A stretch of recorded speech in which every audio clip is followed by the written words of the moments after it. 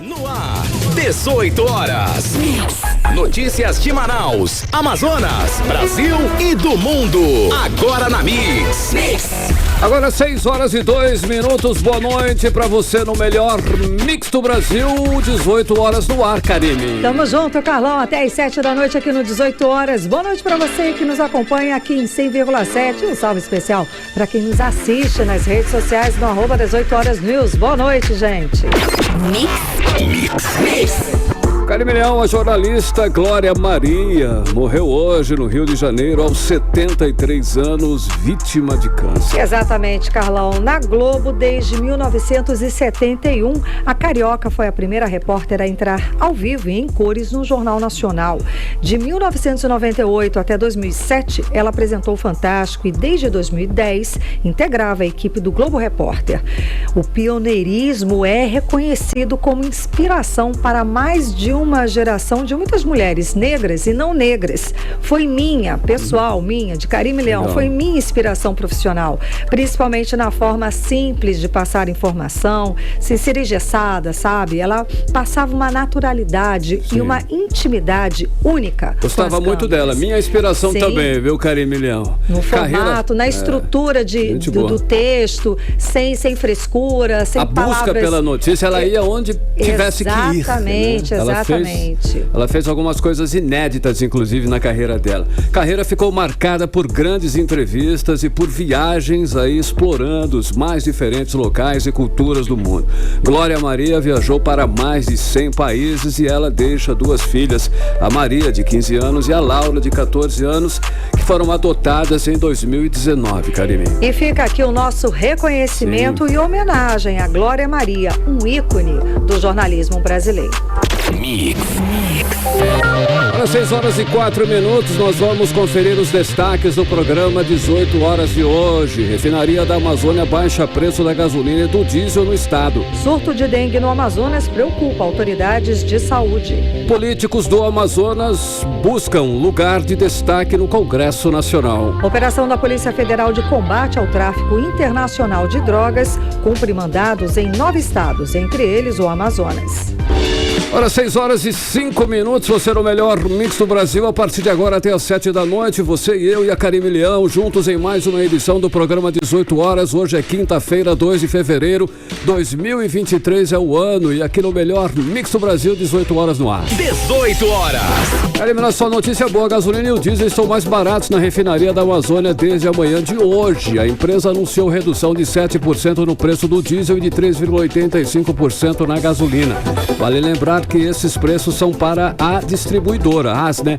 E não para o consumidor final, pelo menos por enquanto, né? Exatamente, Carlão. O preço do litro da gasolina baixou de R$ 3,64 para R$ 3,50, uma redução de 3,85% ou de 14 centavos. Mas, como você falou, isso da refinaria para as distribuidoras. Já o litro do diesel diminuiu de R$ 4,71 para R$ 4,03, uma redução de 7% ou de 33 centavos. Karime, a redução dos preços acontece depois de 3 aumentos para a gasolina nos dias 20, 23 e 26 de janeiro e 2 para aumento para o diesel nos dias 19 e 26 de janeiro. E vale destacar ainda que desde o dia 1º de dezembro do ano passado, quando a refinaria foi vendida pela Petrobras ao grupo Atem, este é o menor preço cobrado pelo litro do diesel. E o menor preço de venda da gasolina ocorreu no dia 15 de dezembro, quando a refinaria do Amazonas anunciou redução de R$ 2,96. Mas nos postos de gasolina, os preços continuam bem elevados, viu, Carlão? Essa diminuição aí ainda não chegou aí na bomba, né? Ao consumidor final. A maioria dos postos em Manaus está vendendo o litro da gasolina comum a R$ 5,59 e o litro do diesel a R$ 6,59. Eu sei que eu coloquei cinquentão, nem mexeu no ponteirinho, pois viu, Karime? Isso aí. Um pouquinho. Dá pena. Mas em alguns postos postos aí o preço baixou. Vamos ver aí no posto Maceió, na rua Maceió, no Adrianópolis, o litro estava sendo vendido a R$ 4,89. Vale lindo, hein? E outros vendiam um litro a R$ 4,99. Por aí, né? Por aí. Bom, o negócio é pesquisar, né, Carlão? Procurar aí onde é que está mais barato. Vamos ver agora como é que vai ficar o preço nos próximos dias, depois dessa redução anunciada pela refinaria da Amazônia. A repórter Nathalie Moraes explica mais pra gente sobre essa redução. A REAM, refinaria da Amazônia, reduziu os preços de revenda da gasolina e do diesel em Manaus. O ajuste foi anunciado nesta quarta-feira e passa a valer a partir de hoje, segundo a nova política de divulgação de preços da refinaria. O preço do litro da gasolina baixou de R$ 3,64 para R$ 3,50, uma redução de 3,83% ou de 14 centavos. Já o litro do diesel diminuiu de R$ 4,71 para R$ 4,38, um recuo de 33 centavos ou 7%. Para a economista Denise Kassama, o preço acompanha o preço do mercado do restante do país. Qualquer redução, ela é bem-vinda, né? Cabe lembrar realmente que a refinaria em Manaus, ela foi privatizada. Então, o preço tá conforme o mercado, né?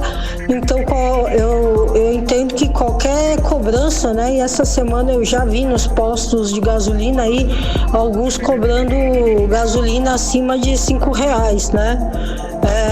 Não tem justificativa para o preço subir, uma vez que o governo manteve a desoneração tributária aí sobre gasolina e diesel. Então, realmente, a tendência deveria ser reduzir, né? Embora a iniciativa privada, o que ela quer é lucro. A redução dos preços acontece em Manaus após 3 aumentos para a gasolina em janeiro deste ano. A gasolina subiu em Manaus nos dias 20, 23 e 26 de janeiro. E 2 para o diesel. Foram eles nos dias 19 e 26 de janeiro. Para a especialista, com essa redução, quem sai ganhando são os trabalhadores de transporte por aplicativo. Essa redução de 7%, ela cabe bem no bolso principalmente de muitos amazonenses aí que trabalham com aplicativos e não podem subir o preço do serviço por conta da tabela, né? O próprio taxista, né? Eles não conseguem repassar o preço dos aumentos de combustíveis, então eles acabam reduzindo a sua margem de ganho. Então, quando a gasolina reduz, ele melhora a situação deles. E até para nós, né, cidadãos que precisam botar gasolina para ir e vir do trabalho, também qualquer reduçãozinha, ela ajuda bastante. Desde o dia 1º de dezembro do ano passado, quando a refinaria foi vendida pela Petrobras ao Grupo Atem, esse é o menor preço cobrado pelo litro do diesel. Nathalie Moraes para o 18 horas. Você está ouvindo 18 horas. E uma outra boa notícia para a economia hoje foi a queda do dólar. A moeda americana chegou a ser comercializada a menos de R$5. Durante a manhã, o dólar chegou a ser negociado a R$ 4,99 e fechou o dia cotado a R$ 5,04. Isso como consequência da decisão do Banco Central de manter a taxa básica de juros, a Selic, em 13,75%. Carimi, ontem o Comitê de Política Monetária anunciou que vai manter a Selic após a primeira reunião do ano. Vai manter. Em nota, o comitê disse que há sinais mais positivos, apesar do cenário ainda ser desafiador. 18 horas. E hoje teve a operação da Polícia Federal. Desta vez é para combater o tráfico internacional de drogas. Os agentes cumpriram 106 mandados judiciais, sendo 42 de sequestros de bens, 19 prisões preventivas e 35 de busca e apreensão. E foi a Operação Expansão. Os mandados foram cumpridos em 9 estados, entre eles o Amazonas. A operação é para desarticular uma organização criminosa especializada no tráfico internacional de drogas. A organização usava usava pistas aeroportuárias, algumas clandestinas e outras regulares no estado de Rondônia. O trabalho de investigação dessa organização criminosa teve início em 2020. O grupo criminoso usava principalmente de pequenas aeronaves para transportar para o Brasil cargas de cocaína produzidas na Bolívia, Peru e Colômbia. E durante as investigações foi possível apreender mais de 1 tonelada e 343 quilos de cocaína. A Polícia Federal descobriu outros grupos de traficantes usando a mesma sistemática nos estados do Amazonas, Amapá, Mato Grosso, Pará e Tocantins. Esses núcleos se uniam de acordo com as suas conveniências, oportunidades e necessidades mútuas para revezar a logística e agilizar o transporte das drogas. E até o momento a Polícia Federal não divulgou detalhes das apreensões e prisões feitas aqui no estado do Amazonas. Olha só, atenção que 4 pessoas morreram vítimas da dengue no Amazonas entre os meses de setembro do ano passado e janeiro deste ano, hein, Karime? Pois é, Carlão, estamos passando aí por um surto de dengue, tá? Mais de 6 mil casos da doença já foram registrados aqui no estado nesse mesmo período. E Benjamin Constant lidera o ranking entre os municípios com maior número de casos. Vamos acompanhar os detalhes agora na reportagem de Odinei Araújo. A dengue é uma doença infecciosa que pode se desenvolver de forma benigna ou grave, dependendo de alguns fatores como o vírus envolvido, infecção anterior pelo vírus da dengue e fatores individuais como doenças crônicas, diabetes, asma brônquica e anemia falciforme. De acordo com a Fundação de Vigilância em Saúde no Amazonas, no período de setembro de 2022 até essa quinta-feira, dia 2 de fevereiro, foram notificados 6.396 casos de dengue. 4 pessoas morreram por causa da doença nesse mesmo período. A diretora-presidente da Fundação de Vigilância em Saúde, Tatiana Amorim, diz que as pessoas estão relaxando nos cuidados diários e com isso o aumento de casos de dengue passa de 100% no Amazonas. Foi identificado um aumento de 111% no número de casos notificados de dengue no Amazonas, na comparação dos períodos sazonais de 2021 e 2022 e 2022 e 2023, entre os meses de setembro a janeiro. Nós divulgamos semanalmente a análise epidemiológica de como está o cenário da dengue no nosso estado. Vale destacar que no período sazonal é comum ter um aumento de casos de dengue. Por isso, enquanto Vigilância em Saúde, nós mantemos em alerta e enfatizamos a necessidade de manter os cuidados preventivos contra o mosquito Aedes aegypti. Entre os municípios do Amazonas com maiores taxas de incidência estão Benjamin Constant, que registrou 3.645 casos de dengue, Tonantins, com 2.768 casos, e Pichuna, com 2.588 casos de dengue, e Jutaí, com 2.488 diagnósticos da doença. Outros municípios como Humaitá, Atalaia do Norte, Guajará, Santo Antônio do Içá, São Paulo de Olivença e Tabatinga também registraram números elevados de dengue, com diagnósticos variando entre mais de 1.000 casos a 500 registros no intervalo de 4 meses. A diretora-presidente da Fundação de Vigilância em Saúde, Tatiana Amorim, alerta os profissionais de saúde a ficarem atentos para os sintomas. O alerta também é estendido aos profissionais de saúde em relação ao diagnóstico e atendimento em tempo oportuno dos casos confirmados para a doença. E a população é importante reforçar as medidas de prevenção, principalmente em ambiente doméstico, como evitar o acúmulo de água, contaminação de calhas e caixas d'água de forma rotineira.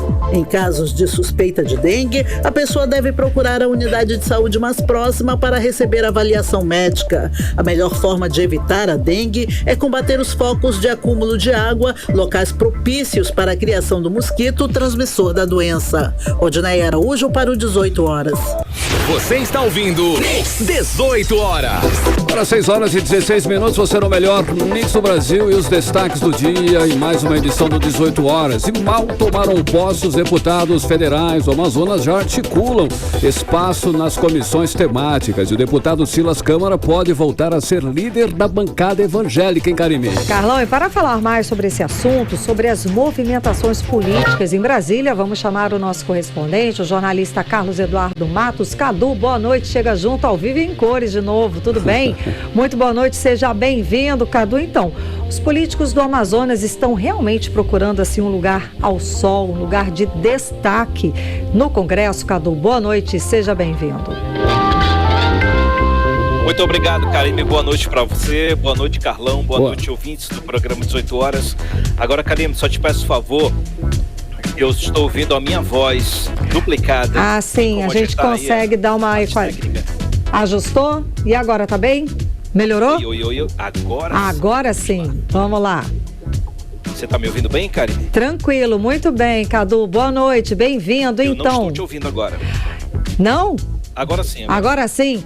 Bem-vindo, Cadu, seja bem-vindo. Vamos lá, conta pra gente como é que tá a movimentação dos políticos do Amazonas aí em Brasília, querendo um lugar de destaque no Congresso Nacional. Cadu, boa noite. Agora sim, boa noite, Karime, boa noite para você, Carlão, boa noite, ouvintes do programa 18 horas. Eu acho que o problema persiste, Karime. Ainda está escutando a sua voz duplicada. A gente conseguiu resolver? Eu acho que a gente vai ter que recorrer à ligação. Não vai ser... Vamos... É lá na suíte. É na suíte. A gente não conseguimos ajustar o seu para você se escutar, porque o ouvir duplicado, né, gente, é muito complicado. Ainda mais a gente que está basicamente trabalhando com áudio.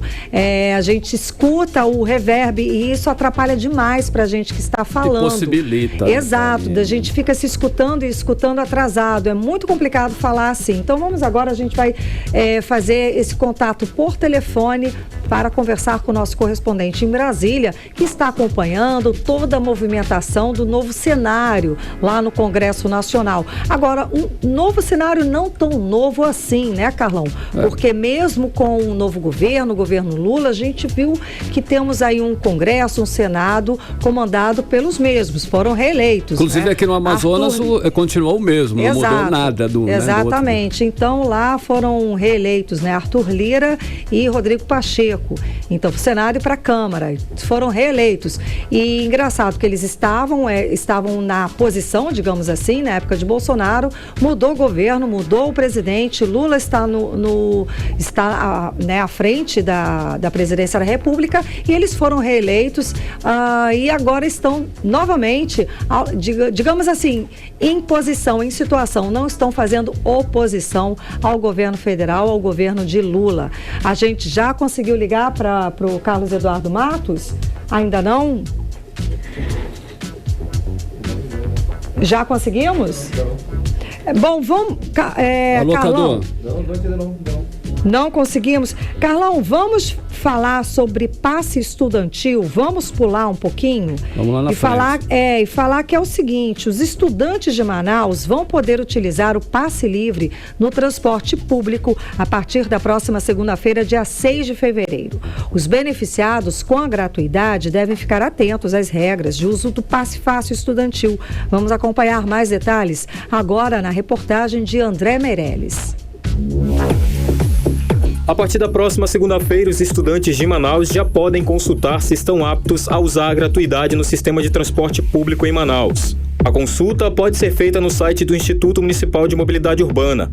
A chefe de divisão do Instituto, Jamile Campelo, ressalta que o aluno deve manter atualizado na escola que frequenta os dados pessoais, como CPF e CEP residencial. O benefício da gratuidade estudantil, ele é direcionado para estudantes da rede pública de ensino, seja municipal ou seja estadual, que mora a mais de 1 quilômetro de distância da escola onde ele esteja matriculado para sua residência. Esse processo ele é feito de forma automática, não há necessidade que o estudante acesse qualquer portal para estar fazendo o cadastro e recadastro.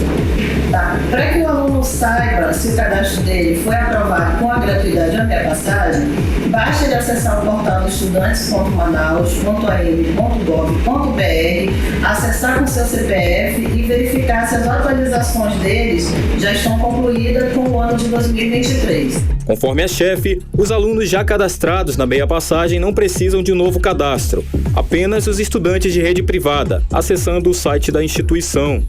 Para os alunos das escolas particulares, universidades públicas ou particulares, cursos de idiomas ou de línguas, esses estudantes sim, eles precisam acessar o site do estudantes.manaus.am.gov.br e estar fazendo seu cadastro e recadastro para que ele consiga o benefício da meia passagem. Vale lembrar também que esse período de cadastro e recadastro, para quem precisa fazer, ele iniciou no dia 16 de janeiro e finaliza no dia 28 de fevereiro. A gratuidade é para atender às necessidades dos estudantes para ir e retornar das escolas. Por isso, não pode ser utilizada aos domingos e feriados. Cada aluno tem direito a até 44 passagens mensais. Segundo a regra, os estudantes que usarem o cartão de forma indevida, como disponibilizar o cartão para ser usado por outra pessoa, perde o direito ao benefício da gratuidade. A fraude pode ser detectada através de biometria facial, que é monitorada pelo Sinetran. André Meirelles para o 18 horas. Você está ouvindo 18 horas. Agora em Manaus, 6 horas e 23 minutos. Agora sim, vamos chamar Brasília, vamos conversar com o nosso correspondente, o jornalista Carlos Eduardo Matos. Cadu, muito boa noite, Cadu. Então, Cadu, já tomaram posse, aliás, mal tomaram posse, os deputados federais do Amazonas já articulam espaço aí nas comissões temáticas, né? Fala pra gente, então, como é que estão as articulações dos políticos amazonenses, que eles estão querendo esse lugar aí de destaque no Congresso Nacional. Boa noite, Cadu. Agora sim, né? Boa noite, Karime. Boa noite, Carlão. Boa noite, ouvintes do programa 18 horas. Eu só peço desculpas. Queria ser como vocês, gente. Apesar dos problemas técnicos, as coisas vão em frente, sabe? Mas eu não consigo ouvir a minha própria voz porque eu me enrolo todo, gente. Tranquilo, imagina. Por isso, viu? Imagina. Gente, a bancada do Amazonas está buscando o protagonismo político nesse momento, viu, Karime? Principalmente em torno da luta em defesa da Zona Franca de Manaus na reforma tributária.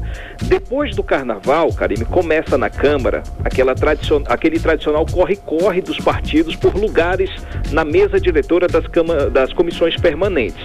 Essas comissões têm uma tarefa importante de debater e também de votar as propostas que tramitam na casa. Algumas propostas são aprovadas direto ali de forma definitiva por essas comissões e outras são encaminhadas ao plenário. Por isso que elas são estratégicas nessa estrutura de poder dentro da Câmara dos Deputados. E os parlamentares do Amazonas estão se inserindo nessa disputa, só que a maioria está de olho no grupo de trabalho que deve ser formado para discutir a reforma tributária, que ainda vai ser apresentada pelo governo. Eles estão, na verdade, se antecipando aos movimentos do governo federal. O deputado Saulo Viana, do Partido União Brasil, por exemplo, ele quer fazer parte desse grupo de trabalho. Por isso, ele está buscando desde já o apoio do partido para tentar conseguir. Mas quem está em vantagem nessa disputa é o deputado Sidney Leite, Karime, ele é do partido PSD. Sidney Leite foi vice-presidente da Comissão Especial da PEC 45, que é justamente a PEC cujo texto o governo tem preferência, o texto da reforma tributária, né?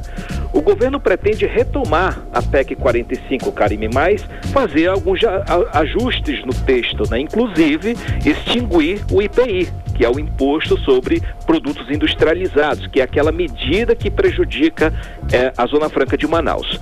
E aí eu conversei com o deputado e ele me disse que está buscando mais uma vez o apoio da liderança do PSD para que ele se mantenha na vice-presidência da Comissão Especial da PEC 45 ou, quem sabe, na presidência do colegiado. Ousado, hein? Mas tudo aí vai depender da nova conjuntura que foi construída ontem com a formação da nova mesa diretora da Câmara e com a reeleição de Arthur Lira.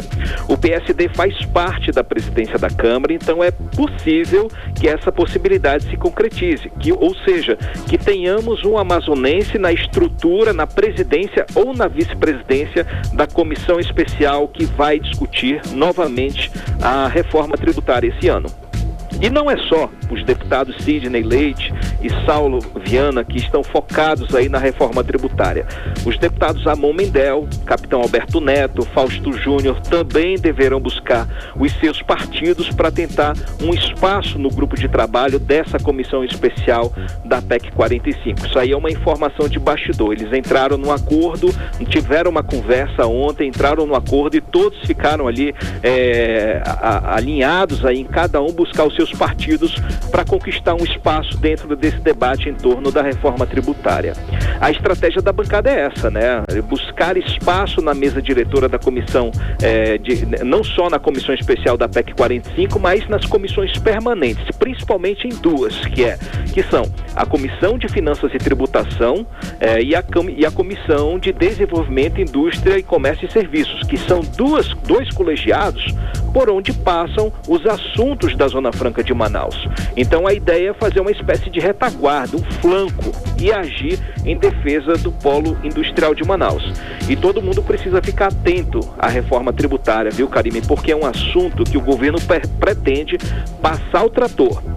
A ideia de aproveitar a PEC 45, que já tramita na casa, é ganhar tempo. Ela já passou por várias etapas de tramitação e por isso o governo quer fazer um debatezinho, por meio de um grupo de trabalho e colocar em votação já no plenário da Câmara ainda no primeiro semestre desse ano, ou seja, vai ser uma operação relâmpago.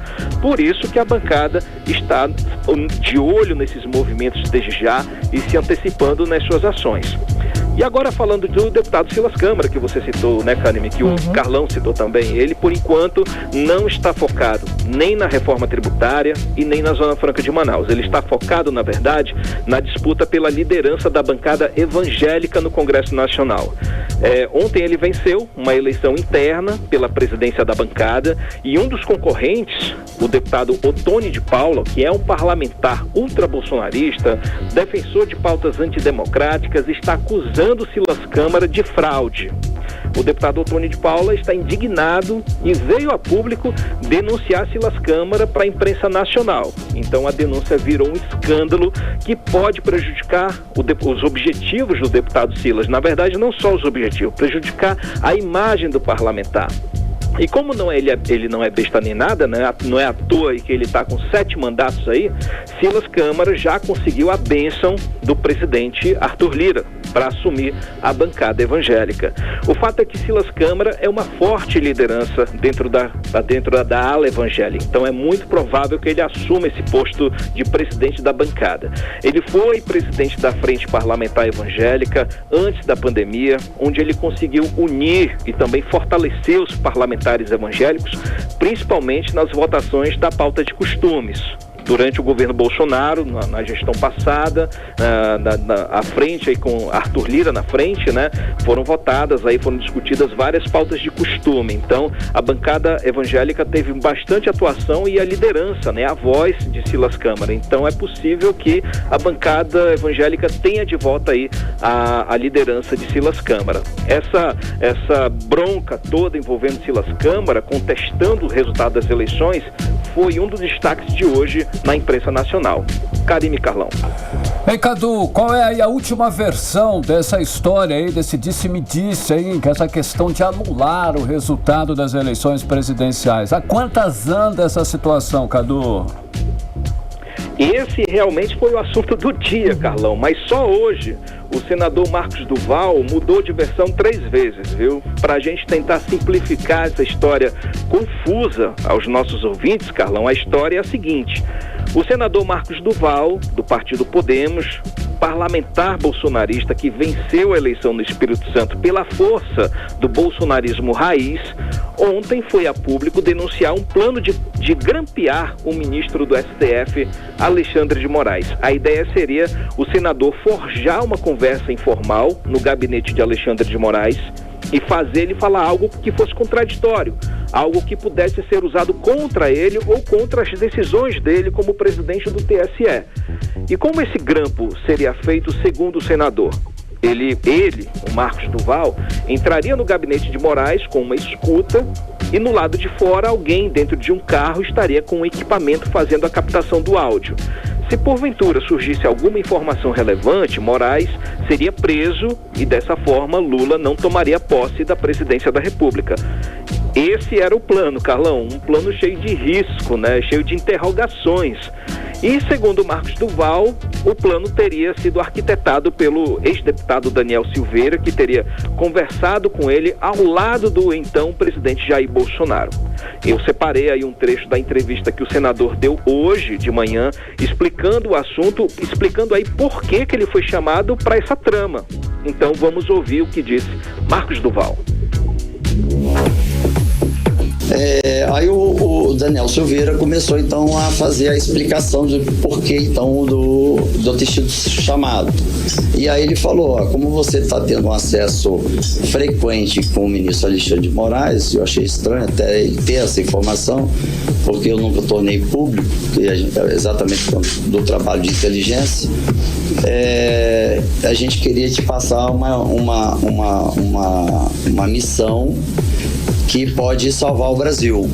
Aí quando ele falou pode salvar o Brasil, eu falei, pronto, é algo que é muito maior do que eu esperava e fiquei atento.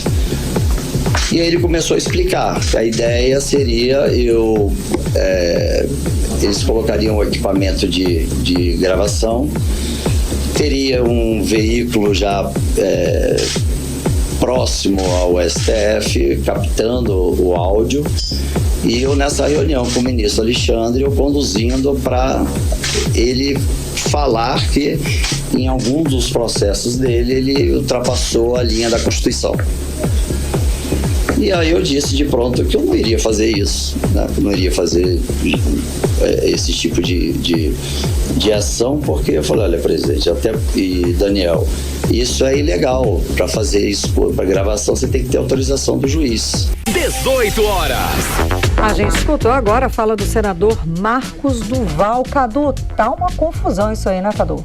Tá mesmo. Confusão, porque as mudanças de narrativa do senador estão justamente na participação ou não do então presidente Bolsonaro, né, Karime? Ora ele diz que o presidente estava ali participando do plano, ora ele diz que ele estava em silêncio, que só ouviu o plano de Daniel Silveira, e ora ele diz que Bolsonaro não estava nessa reunião. Então, para esclarecer de fato essa história, o ministro Alexandre de Moraes determinou que o senador Marcos Duval seja ouvido pela Polícia Federal para esclarecer os detalhes. E pressionado, Marcos Duval chegou a dizer que ia renunciar ao mandato, mas aí ele desistiu da ideia, obviamente, né? Então houve também hoje a prisão de Daniel Silveira. Daniel Silveira foi preso no estado do Rio de Janeiro, na cidade de Petrópolis, e com ele foram encontrados aí R$270 mil. Segundo o STF, o motivo, segundo a Polícia Federal, o motivo seria que Daniel Silveira teria descumprido as medidas, né, determinadas pelo STF. Ele teria danificado a tornozeleira eletrônica, continuou fazendo discursos de ameaça contra o STF, mas o real motivo, segundo interlocutores, seria o fato dessa denúncia, né, de conspiração contra o ministro Alexandre de Moraes. Como ele está sem imunidade, agora ele está preso no batalhão da Polícia Militar do Rio de Janeiro. Volto com vocês, Karime e Carlão. Valeu, Cadu. Obrigada pelas informações, Cadu. Boa noite, bom trabalho. Valeu, gente. Um abraço. Tchau. Um abraço. Agora 6h35 e você está no melhor mix do Brasil. 18 horas. Olha aí, a advogada e ex-deputada federal Joênia Wapichana foi nomeada como a nova presidente da Fundação Nacional dos Povos Indígenas, a FUNAI. A nomeação foi publicada no Diário Oficial da União e é assinada pelo ministro da Casa Civil, Rui Costa. Joênia Wapichana é a primeira mulher indígena à frente do comando do órgão.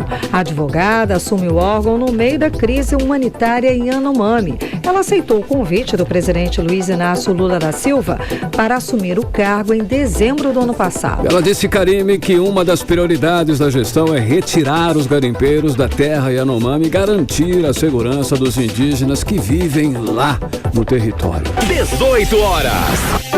Daqui a pouco pouco aqui no 18 horas, o Rio Negro subiu 2 metros e 38 centímetros em janeiro no Porto de Manaus. O ritmo de subida também está sendo sentido em cidades como Quari, Itacoatiara e Tabatinga. É o nosso assunto em instantes. Ora, 6 horas 36 minutos, você era o melhor mix do Brasil, conferindo os destaques desta quinta-feira. E agora nós vamos conferir o tempo e a temperatura para amanhã. Amanhã já é sexta de novo, Karime Leão. Tempo e temperatura com ela, Karime. Previsão do tempo. Já sextou, né, Carlão? Bom, para esta sexta-feira a previsão é de sol com muitas nuvens durante o dia, período de nublado com chuva a qualquer hora.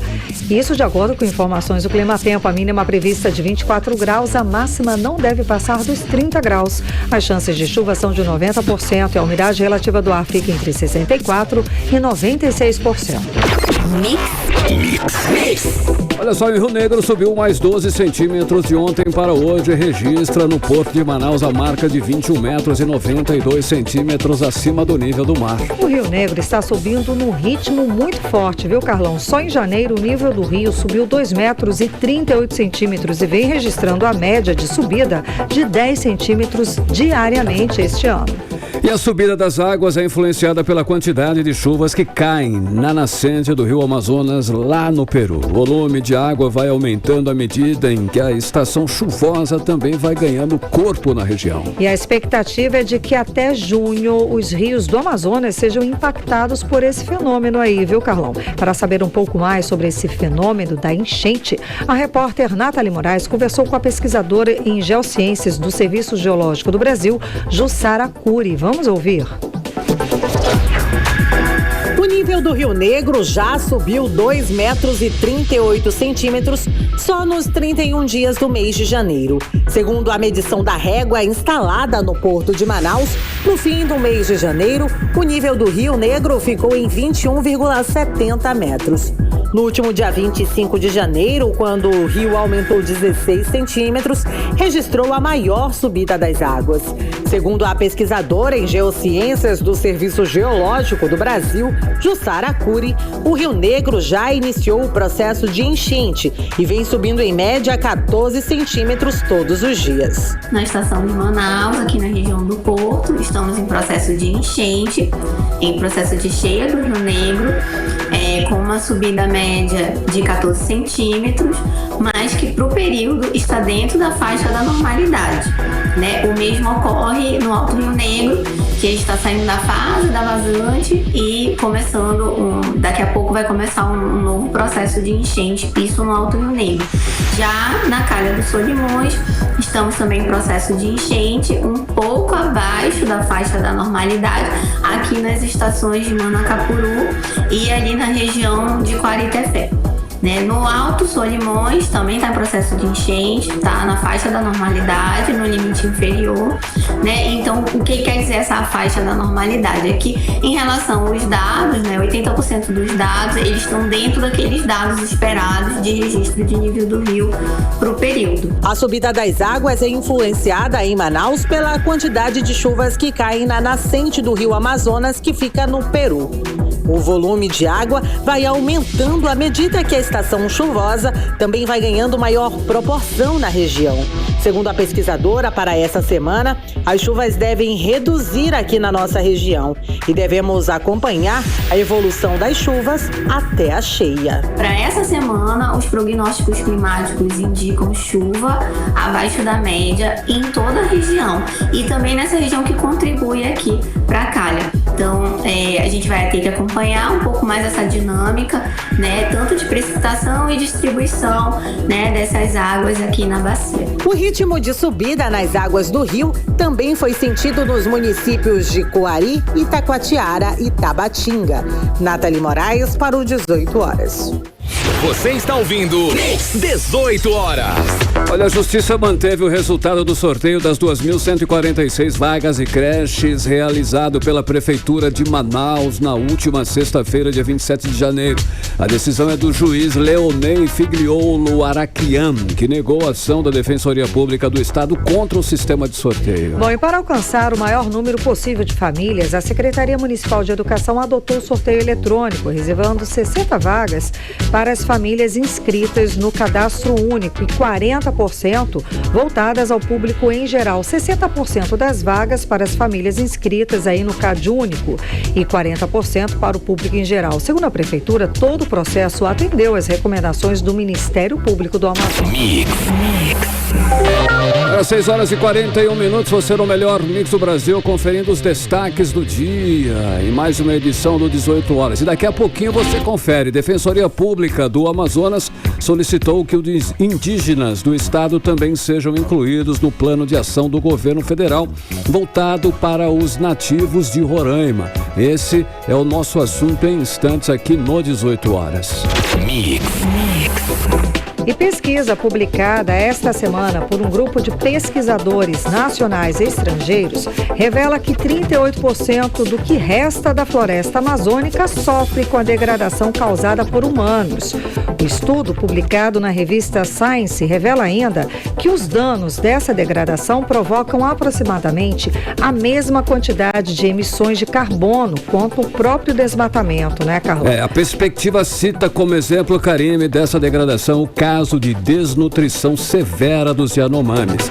A repórter Odineia Araújo tem os detalhes.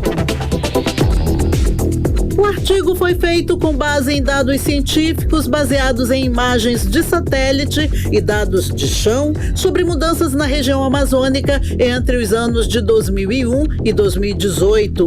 O estudo, divulgado no final de janeiro pela revista Science, aponta que a degradação causada pelas pessoas é o problema mais difícil de estudar, mas não menos danoso no seu impacto total. De acordo com pesquisadores, a extração seletiva de madeira, incêndios e as secas extremas foram intensificadas pelas mudanças climáticas induzidas pelos humanos. O pesquisador Philip Forsyth, do INPA, Instituto Nacional de Pesquisa da Amazônia, coautor do estudo, que reuniu 35 pesquisadores nacionais e estrangeiros, explica que a degradação causada por ações humanas não representa o fim da floresta, mas um funcionamento reduzido dela. Ser degradado significa que a floresta perde parte da sua utilidade para os humanos, não? Mas continua sendo floresta, não é desmatado que elimina completamente. E geralmente é medido por exemplo, a perda da biomassa, do carbono, etc., perdendo as árvores. É uma coisa que dá para ver de satélite, etc. Embora tenha outros tipos de degradação, por exemplo, pode perder a fauna, os animais na floresta, e isso não é tão facilmente percebido de satélite ou coisa assim. O pesquisador cita o caso dos Yanomami, que sofrem desnutrição severa por causa da degradação ambiental causada por garimpeiros. Essa degradação matou animais que serviam de alimentos aos indígenas. Animais foram eliminados, não? E o pessoal está morrendo de forma literalmente. Então, tem muitas formas de degradação, mas o que realmente entrou nesse trabalho em termos daqueles 38%, que é um número muito alto, maior do que as pessoas imaginavam.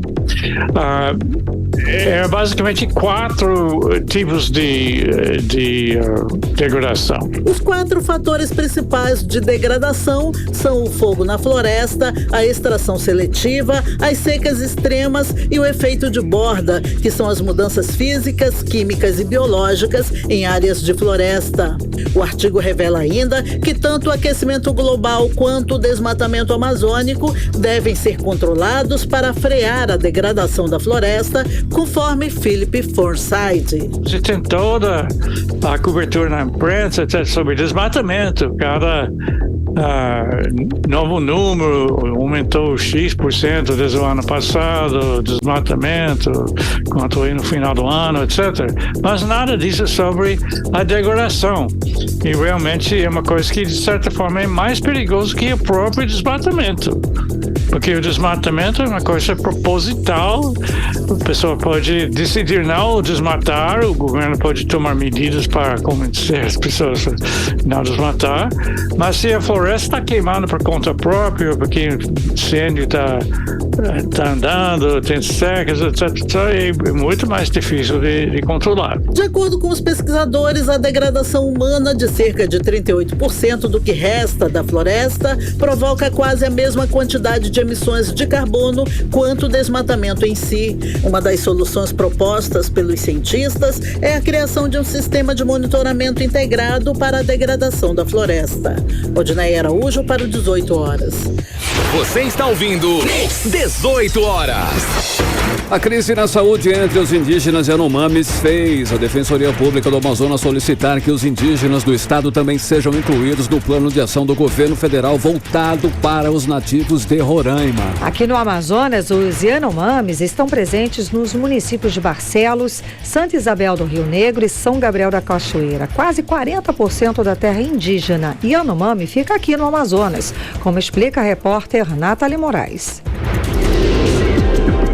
A Defensoria Pública do Amazonas solicitou à Secretaria Especial de Saúde Indígena e ao Distrito Sanitário Especial de Saúde Indígena a inclusão de aldeias Yanomamis localizadas nos municípios de São Gabriel da Cachoeira, Santa Isabel do Rio Negro e Barcelos, nas ações de atenção em saúde que vêm sendo realizadas em caráter emergencial pelo governo federal.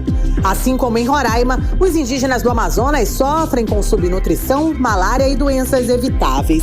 Desde o ano de 2021, a Defensoria Pública vem relatando a insegurança alimentar e falhas nas políticas de saúde aos Yanomamis e de outras etnias que ficam localizadas no alto do Rio Negro.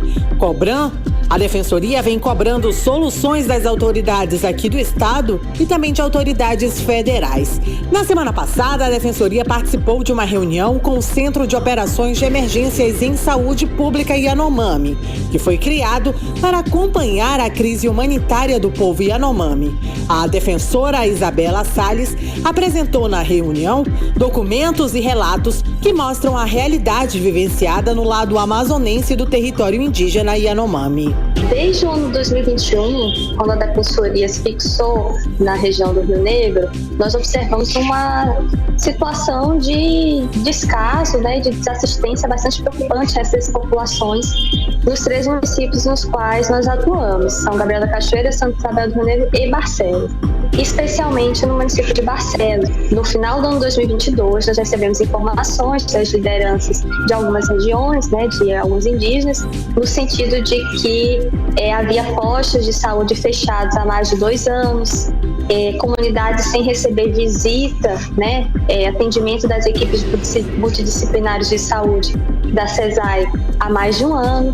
E nos gerou preocupação também algumas imagens, inclusive, que nós chegamos a receber e que são muito similares às que estão sendo divulgadas nesse momento em Roraima, que dão conta de uma verdadeira crise humanitária. Segundo a defensora Isabela Salles, a situação mais preocupante aqui no estado é na comunidade do Laaca, no município de Barcelos, onde os indígenas também estariam sofrendo com quadros de subnutrição crônica e malária, permanecendo sem assistência médica. Na semana que vem, a Defensoria Pública vai à cidade junto com a Federação das Organizações Indígenas do Rio Negro. Em carta aberta divulgada recentemente pela Associação Charomaué Indígena, as lideranças denunciam a precariedade da saúde indígena em 4 comunidades ao longo do rio Padauiri. A associação relata a ocorrência de inúmeros casos de malária. Já em Santa Isabel do Rio Negro, há informações sobre falta de insumos básicos, como vitamina D, além de medicamentos para os tratamentos de malária e verminoses. Nós estamos agora nesse esforço de tentar pautar alguns atendimentos, pelo menos em nível de emergência, para essas comunidades. Caso não venha a ser implementada uma ação de atendimento de saúde, de segurança alimentar e nutricional neste momento, em curto e médio prazo, nós veremos um cenário de desassistência se transformar num cenário de crise humanitária, tal qual estamos testemunhando em Roraima. Dados fornecidos apenas pelo Hospital de Guarnição de São Gabriel da Cachoeira mostram que só no ano passado, das 395 internações de crianças crianças com menos de 5 anos, 82 eram da etnia Yanomami. E dos 20 óbitos registrados no ano passado, 6 eram de crianças Yanomamis. Nos últimos anos, as precárias condições de vida na terra indígena Yanomami vêm ganhando notoriedade por conta da invasão do garimpo ilegal. Com mais de 9,6 milhões de hectares, esse é o maior território indígena do Brasil, abrangendo parte do Amazonas, Roraima e chegando à Venezuela. Nathalie Moraes para o 18 horas. Você está ouvindo 18 horas. Para 6 horas e 51 minutos, vamos conferir tempo e temperatura para hoje com ela, Karime Leão. Previsão do tempo. Segundo informações do Climatempo, a previsão é de chuva rápida. Durante a noite e a madrugada, a mínima prevista de 24 graus, a máxima pode chegar a 32 graus. A umidade relativa do ar fica entre 68% e 94%. 6h51, boa noite. Mix. E agora vamos conferir os bastidores da política local, da política amazonense, com ela, Cíntia Blink. Seja bem-vinda, menina, boa noite. Então, o governador Wilson Lima foi hoje na Assembleia e disse que a prioridade do governo dele para este ano é a implementação de novas matrizes econômicas e o reforço de programas sociais. Bom, o governo, o que foi exatamente que o governo anunciou hoje? Cíntia, boa noite. Boa noite, Karime, Carlão, todo mundo que está ouvindo a gente aí na Mix. Eu tenho ensaiado para falar que, na verdade, eu tenho 1,80 m, apesar da Karime dizer que eu sou menina. Mas não é bem assim. Tá bom, então. Bom, o governador, né, como todo ano a gente tem ali a mensagem governamental e dessa vez não foi diferente. Ele vai lá, nesse momento, ele faz uma série de divulgação aí do que está por vir nesse próximo mandato, porque agora ele está num novo mandato, né? E aí ele falou que pretende investir na área econômica e social. Ele disse que está lutando aí para manter a Zona Franca de Manaus viva, e isso é necessário mesmo, porque a reforma tributária ela acaba sendo uma ameaça, ao mesmo tempo é dito aí que não, mas é importante ficar de olho, é importante a gente se assegurar sobre isso. Ele promete fazer investimentos aí para alavancar a economia do estado. Ele fala em explorar o potássio na região de Altazes. Ele fala de ampliar a área de infraestrutura de polos de turismo, a malha aérea também. Ele fala em desenvolver setores de gás natural, bioeconomia e sobre um balanço do primeiro mandato, porque ele também acaba tendo que fazer uma espécie ali de balanço, prestação de contas do que foi feito nesse primeiro momento. E aí ele fala que dos avanços, ele destaca que na saúde entregou UTIs nas cidades do interior, fala que fez 12 centros de educação de tempo integral. Ele fala também na área da segurança, que fez um concurso público para as 3 forças da Secretaria de Segurança Pública. E também lá na Assembleia hoje, ele recebeu o título de cidadão amazonense. A gente sabe que o governador Wilson Lima, ele é natural de Santarém, no Pará. Ele fez carreira aqui em Manaus com trabalho de apresentador de programa de TV, né, como comunicador. E agora ele está na política. Ele ganhou esse título da deputada, aliás, de toda a Assembleia, mas quem propôs foi a deputada Alessandra Campelo, que até outro dia era secretária de Assistência Social, super aliada ao governador Wilson Lima, tanto no primeiro mandato quanto agora, pelo menos até esse instante, né? Na política a gente não pode dizer que é para sempre, porque as coisas mudam. Karime, Carlão. Ainda está repercutindo e mal, né? O puxão de braço que o deputado decano Sinésio Campos deu na deputada novata Maiara Dias. Conta pra gente essa situação que não ficou legal, né? Repercutiu muito mal nas redes sociais, não é isso, Cíntia?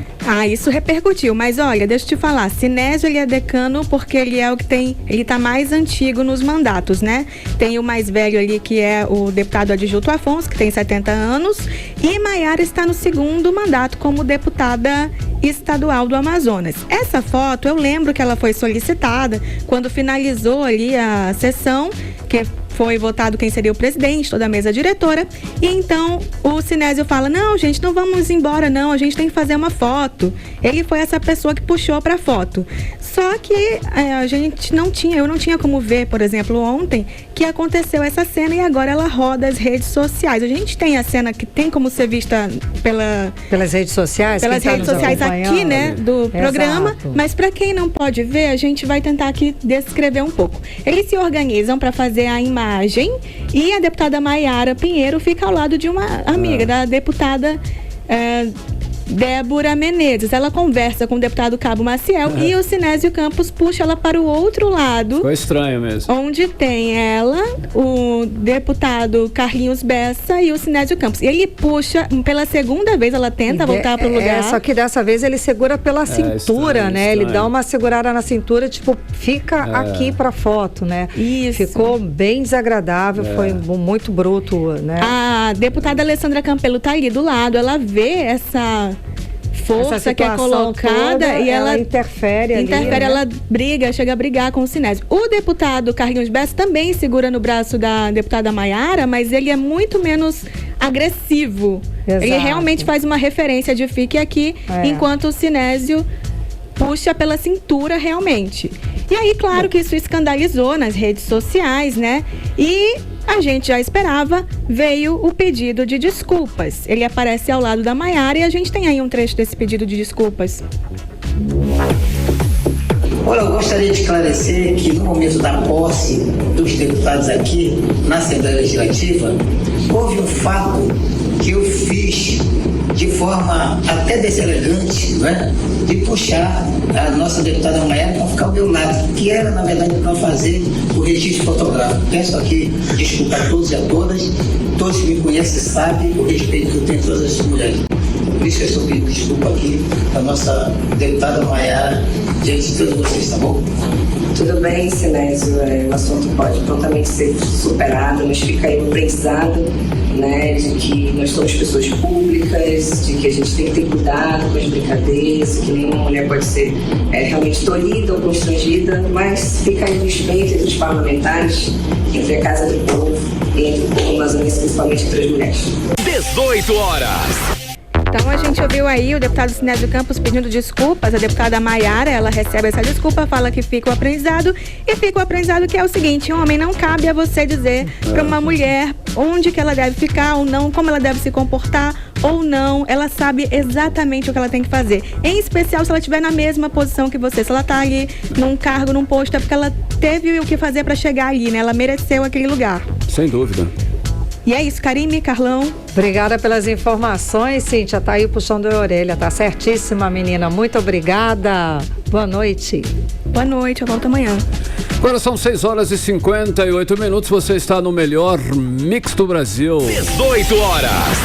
E durante a sessão que definiu os cargos da mesa diretora, hoje, quinta-feira, o deputado federal Átila Lins, do PSD do Amazonas, saudou os deputados e falou sobre um compromisso que tem com o meio ambiente. Karime, ele ressaltou que esse sistema deve ser preservado por qualquer reforma tributária. Vamos. O deputado federal do Amazonas, Átila Lins, saudou os deputados durante a votação desta quinta-feira e aproveitou para falar do compromisso com o meio ambiente. E eu queria aqui, inicialmente, saudar os parlamentares que hoje tomaram posse. Tanto os 202 parlamentares que se elegeram e que assumiram agora, como os demais parlamentares que foram reeleitos. Lins afirmou ser a favor da política de desmatamento zero, que deverá ser acompanhada por alternativas para desenvolver economicamente a população amazônica. Quero dizer também aos companheiros que nos últimos anos a Amazônia tem realmente procurado cumprir com o seu dever e nós do Estado temos procurado preservar a nossa floresta no Estado do Amazonas. E claro que eu faço uma breve retrospectiva e peço à Casa que esse meu pronunciamento seja dado como lido para que ele fique nos anais. No dia em que o deputado Átila Lins, decano desta Casa, iniciando o seu 9º mandato e presidindo a sessão que elegerá o novo presidente da Câmara e os demais membros, possa inserir nos anais esse pronunciamento. Após Rodrigo Pacheco ter reconduzido a presidência do Senado, o plenário do Senado Federal definiu nesta quinta-feira a composição da mesa diretora da Casa. A maioria dos cargos foi definida com chapa única, após acordo entre as bancadas do bloco que apoiou Pacheco. 6 vagas já foram definidas na mesa. Somente a segunda vice-presidência foi alvo de disputa entre Rodrigo Cunha, do União, e Wilder Moraes, do PL. Cunha ficou com o cargo após Wilder retirar a candidatura por não ter apoio suficiente. Já a definição por vaga nas comissões devem ser definidas apenas na semana que vem, mas nos bastidores já correm negociações sobre as principais comissões da casa. André Meirelles para o 18 horas. Você está ouvindo 18 horas. Agora 7 horas em ponto, seguimos direto para o Editorial 18 horas. Editorial 18 horas. O governador Wilson Lima apresentou hoje sua mensagem anual na Assembleia Legislativa. Na Assembleia, o governador fez um balanço positivo de sua gestão. Wilson Lima foi reeleito pelo voto popular. Também hoje ele ganhou o título de cidadão do Amazonas. No ano passado, o estado teve crescimento de 14% na arrecadação de impostos. Foram 3 bilhões e 600 milhões a mais do que em 2021. Este ano, o estado terá o maior orçamento da história, cerca de 26 bilhões e 200 milhões de reais. Na sua mensagem, o governador Wilson Lima disse que o governo buscará fortalecer a Zona Franca de Manaus e a geração de empregos e renda. As duas coisas andam juntas. E este ano, em função da reforma tributária, todos os esforços devem se concentrar na defesa das vantagens comparativas da Zona Franca de Manaus. 18 horas. 7-1, Karime, boa noite. Boa noite, obrigada pela companhia. Um beijo, gente. Até amanhã. Até amanhã, continue bem, continue em 100,7. Você ouviu 18 horas.